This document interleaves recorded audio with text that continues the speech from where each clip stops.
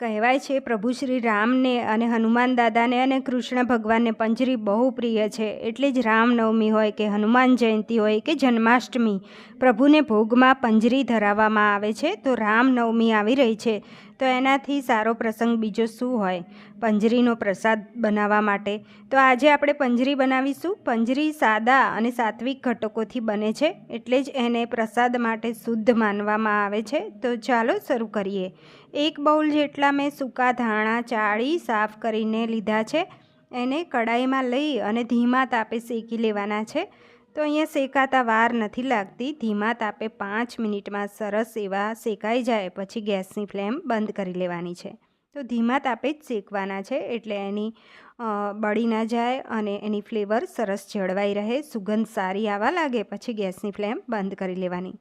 તો અહીંયા 5 મિનિટ થઈ ગઈ છે. હવે એકદમ સરસ ખુશ્બુ આવી રહી છે. ગેસની ફ્લેમ બંધ કરી અને એક પ્લેટમાં કાઢી લઈશું. ઠંડા થાય ત્યાં સુધી આગળની પ્રોસિજર જોઈ લઈએ. એ જ કડાઈની અંદર 1 ટેબલસ્પૂન ઘી લીધું છે.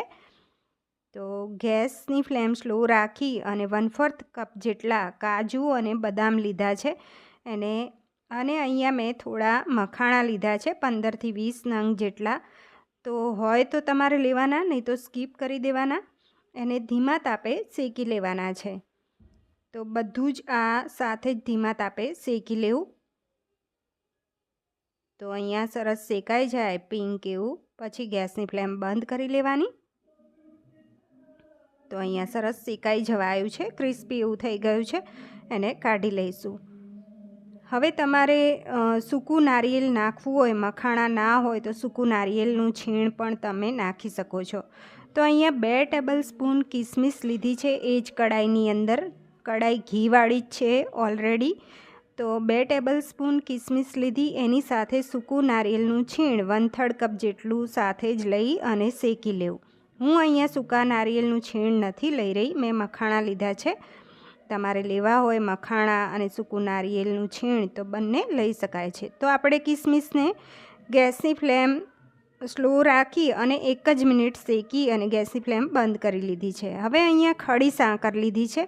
એને ખલમાં થોડી આપણે વાટી લઈશું. એટલે મિક્સર જારમાં આને પીસવાની છે, તો બ્લેડ છે એ બટકાઈ ના જાય.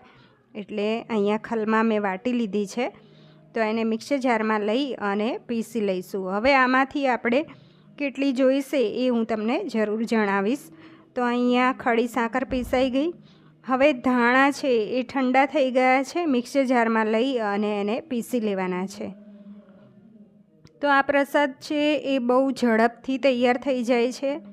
જો અહીંયા ધાણા છે એ પીસી લીધા છે. હવે આપણે એને ચાળી લેવાના છે.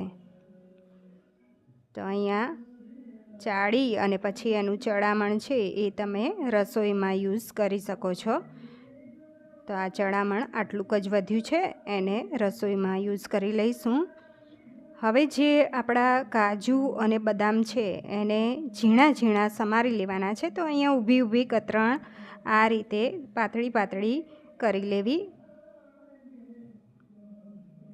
તો અહીંયા કાજુ બદામ સમરાઈ ગયા છે. હવે આ બધી જ સામગ્રી છે એ ધાણામાં એડ કરી લેવાની છે. તો એડ થઈ ગઈ. હવે અહીંયા આ બધી જ સામગ્રી એડ કર્યા પછી અહીંયા આપણે પીસેલી ખડી સાકર છે એ એડ કરી લઈશું. તો અહીંયા ગળપણ તમને જેટલું ગમતું હોય એટલું તમે યુઝ કરી શકો છો. તો અહીંયા મેં 5 ટેબલસ્પૂન જેટલી દળેલી સાકર લીધી છે. તો પ્રસાદ હોય છે એટલા બધા ગળ્યા નથી હોતા, નહીં તો મોઢું ભાગી જાય. તો અહીંયા મીડિયમ એવી ગળપણ આપણે યુઝ કર્યું. 1/2 ટીસ્પૂન અહીંયા સૂંઠ પાવડર લીધો અને 2 નંગ ઇલાયચી વાટીને એડ કરવાની છે. તો 2 નંગ ઇલાયચી વાટી અને એના છોતરા કાઢી એડ કરી. વધારે નહીં લેવાની, નહીં તો જે ધાણાની ફ્લેવર છે એ દબાઈ જાય. તો અહીંયા ઘી તમને જેટલું ગમતું હોય એટલું લઈ શકાય છે. મેલ્ટ કરી અને મેં 3 ટેબલસ્પૂન નાખ્યું છે. મિક્સ કરી લઈશું. તો હાથેથી એકદમ સારી રીતે આ રીતે મિક્સ કરતું જવાનું છે, એટલે એની સરસ ફ્લેવર આવે. તો અત્યારે જ પ્રસાદની એકદમ સરસ સુગંધ આવી રહી છે. તો આ પ્રસાદ આપણો તૈયાર થઈ ગયો છે. એને તમે સ્ટોર કરીને રાખી શકો છો અને ભગવાનને જ્યારે તમારે ધરાવવો હોય ત્યારે તમે મંદિરોમાં લઈ જઈ શકો છો. ઉપરથી આપણે તુલસીના પાન નાખી અને પછી કાજુ અને બદામથી ગાર્નિશ કરીશું અને અહીંયા પિસ્તા ફ્લેક્સથી ગાર્નિશ કરીશું. તો ડ્રાયફ્રૂટ્સ જે તમને ગમતા હોય એ લઈ શકાય છે. તો અહીંયા રામનવમીના દિવસે રામ ભગવાનને ધરાવવા માટેનો પ્રસાદ તૈયાર થઈ ગયો છે. લાઈક, શેર, સબસ્ક્રાઈબ જરૂર કરજો.